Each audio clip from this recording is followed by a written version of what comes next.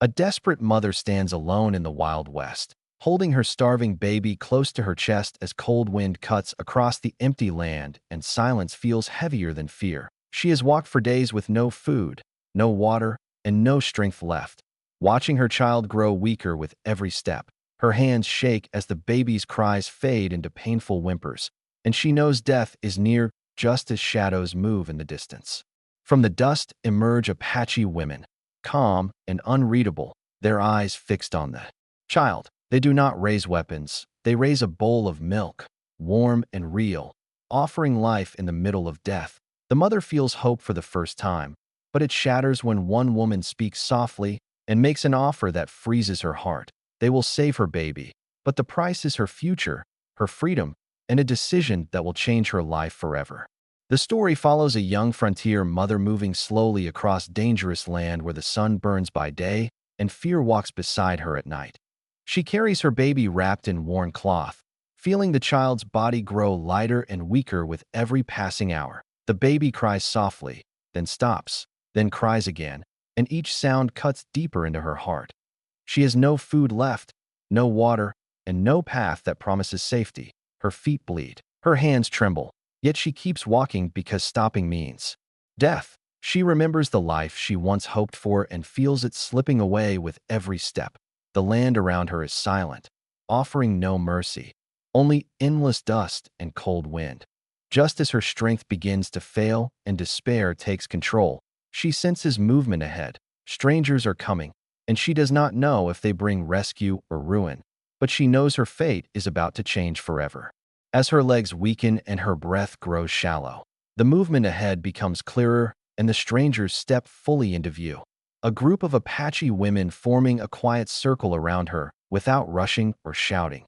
Their presence firm yet strangely calm, and the mother's heart pounds as fear mixes with fading strength while she tightens her hold on the baby, expecting danger but finding none. Because no weapons are raised and no harsh words are spoken, only steady eyes watching her closely, reading every sign of pain on her face and every fragile breath of the child.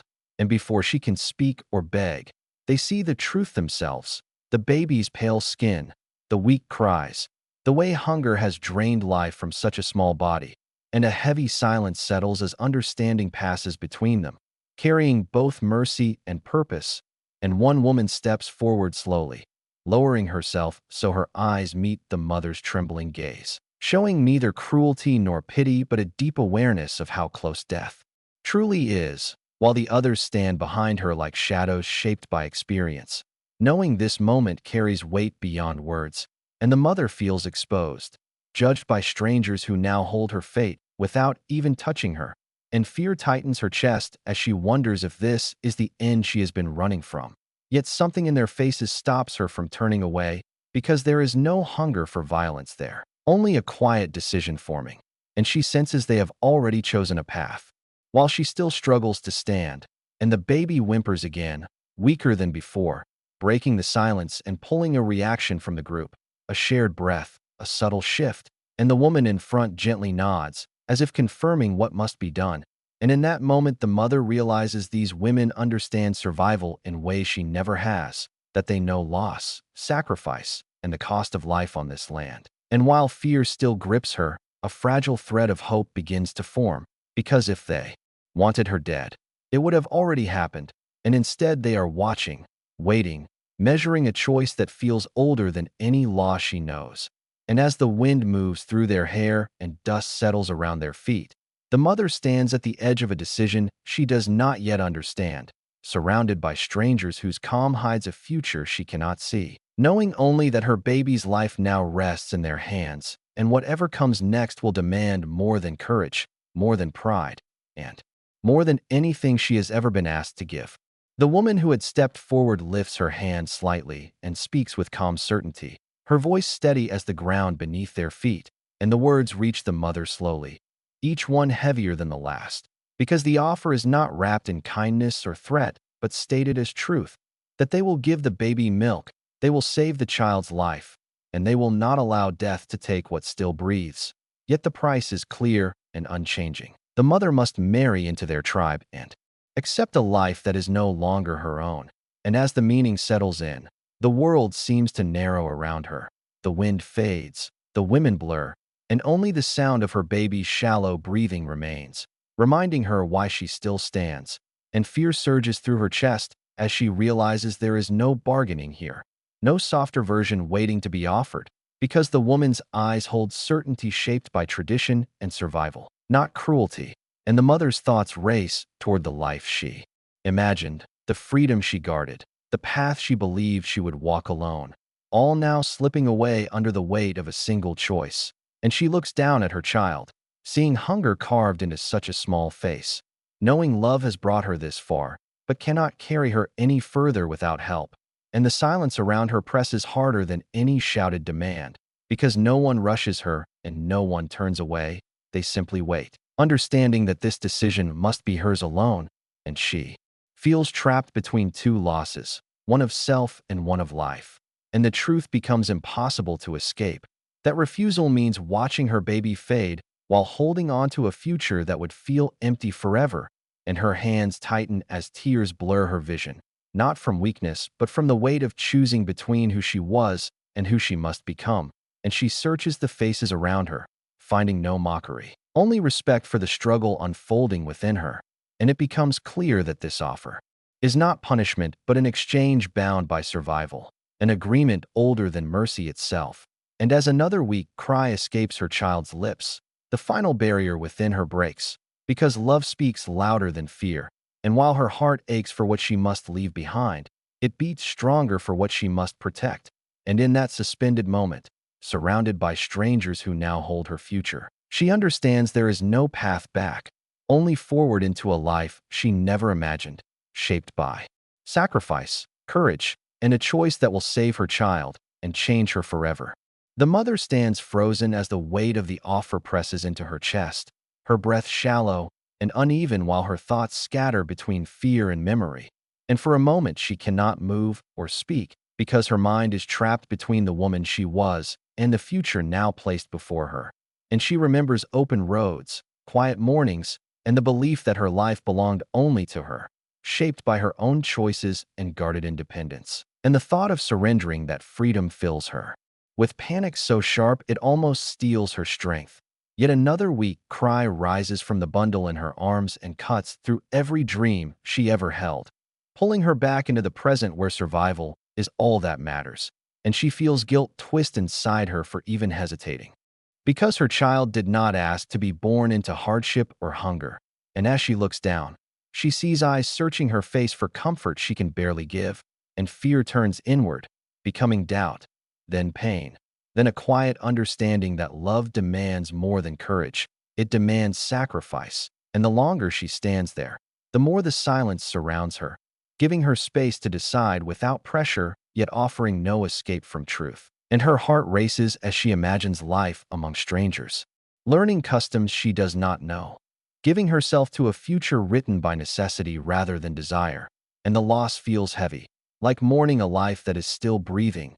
But another sound escapes the baby, softer now, thinner, and the urgency returns with crushing force, reminding her that time is not a gift she possesses. And she realizes that fear has already taken enough from her, stealing sleep, strength, and safety. And she refuses to let it take her child as well. And as tears slip down her face, she accepts that freedom without life is meaningless, and dreams cannot survive where death waits patiently. And she draws a slow breath, feeling the land, the wind, the watching eyes, and the reality of the moment settle around her. And in that stillness, she understands that this choice is not about surrender but devotion, not about loss but protection.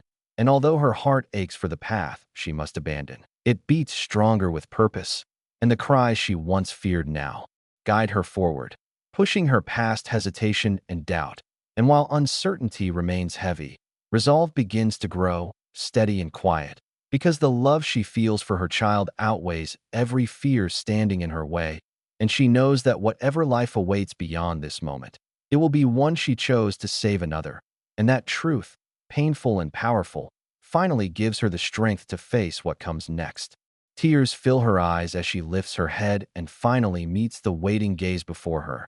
And though her voice shakes, Her choice is clear because the fear of losing herself can no longer compete with the fear of losing her child. And in that fragile moment she nods, not in surrender, but in love, agreeing to the path laid before her, not for comfort, not for safety, but for the small life depending on her strength. And the land seems to exhale as the decision settles, because there is no celebration, no relief, only quiet understanding that something permanent has just been set into motion.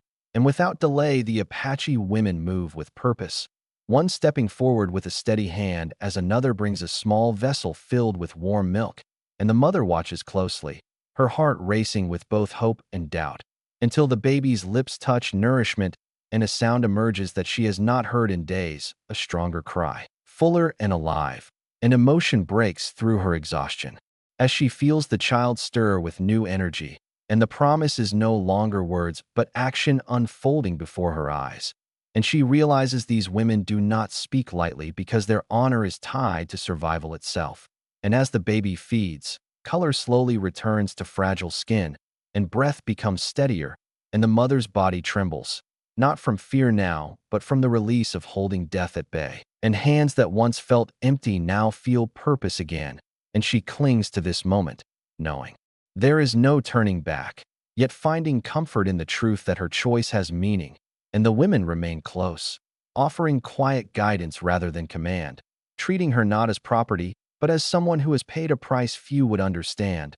And the wind carries away the last echoes of doubt as the baby settles against her, calm for the first time, and she feels the weight of the future press forward, uncertain and unfamiliar, but no longer terrifying, because life has been restored, and in saving her child, she has crossed into a new existence shaped by courage instead of fear.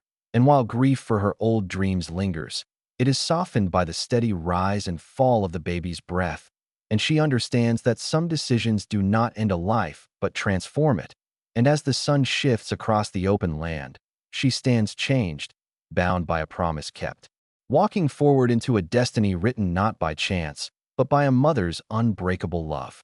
As the baby rests against her chest with a fuller breath and steadier warmth, the world around her begins to shift in ways she did not expect, because instead of being pulled or commanded, she is gently guided forward as the Apache women move together with quiet purpose, offering water, shade, and time, and she notices how they keep a respectful distance, never treating her as someone owned or captured, but as a woman who made a choice and must be honored for it. And with each step the baby grows stronger, fingers curling, eyes opening longer, and soft sounds replacing the weak cries that once haunted her. And this change brings a deep release inside her, easing the tight fear that had lived in her chest for days. And she watches how the women work together without harsh words, how care is shared rather than demanded, and how no one looks at her with judgment or triumph. And slowly she begins to understand that what felt like a cruel bargain was shaped by rules older than her fear. Rules built on survival, where promises mean life and respect is earned through sacrifice. And as they travel, food is offered without hesitation, rest is given without condition, and her presence is acknowledged rather than ignored. And she realizes she is not walking toward punishment, but into a structure where duty and protection exist side by side. And this awareness unsettles her almost as much as the offer once did, because it challenges everything she believed about strength and mercy. And as night approaches and warmth replaces isolation, she feels her guard lower, not because danger has vanished, but because trust begins to take root, fragile yet real. And when she looks at her child sleeping peacefully, she understands that honor is not always gentle, but it is honest, and that survival often demands hard choices made with clear intent rather than cruelty. And she reflects on how quickly judgment had filled her mind when fear ruled her thoughts, and how wrong she was to expect harm where care now exists. And though uncertainty remains about the life ahead, it no longer feels empty or threatening, and she senses that her worth is recognized not for what she surrendered, but for what she was willing to give.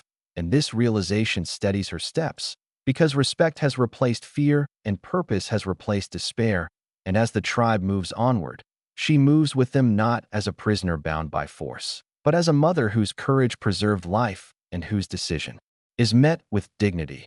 And in that quiet forward motion, she begins to accept that this path, born from desperation, may yet lead to belonging shaped by honor rather than loss.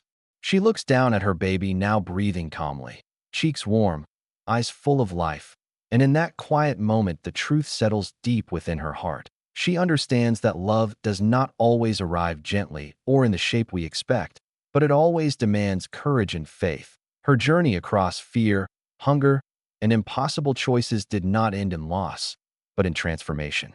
The strangers who once surrounded her now walk beside her as family, bound not by force but by honor and promise. She realizes that survival shaped this path, yet compassion guided it, and her sacrifice gave her child a future. She no longer sees herself as broken or taken, but as a mother who chose life when darkness closed in. The land that once felt cruel now feels open, holding space for healing and belonging. As she moves forward, she knows her past no longer defines her, because from pain was born strength, from fear came purpose, and from one desperate moment emerged a second chance at life that will echo forever.